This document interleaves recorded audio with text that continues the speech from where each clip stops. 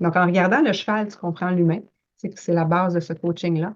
Et il y a des comportements qui vont émerger, tout ça.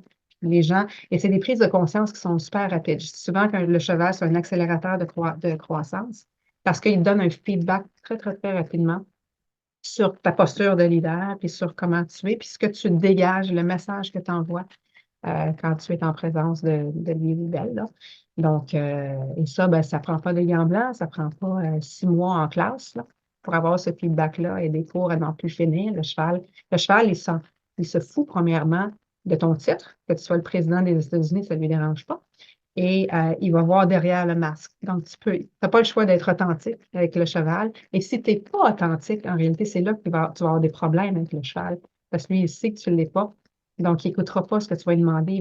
Il te fera pas confiance comme leader si tu n'es pas authentique.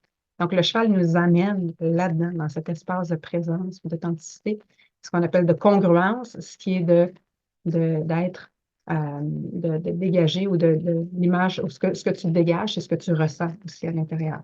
Donc, si tu as une émotion, là, tu veux faire croire aux gens que tout va bien, mais qu'à l'intérieur, tu es vraiment frustré ou quelque chose, le cheval, lui, il va ressentir l'énergie de la frustration. Et non, puis il va voir un décalage entre les deux. Puis c'est ça qui va faire en sorte que il va dire, ben, cet humain-là, là, je ne suis pas trop sûre, là, parce que ce que je ressens et ce que je vois, c'est deux choses différentes.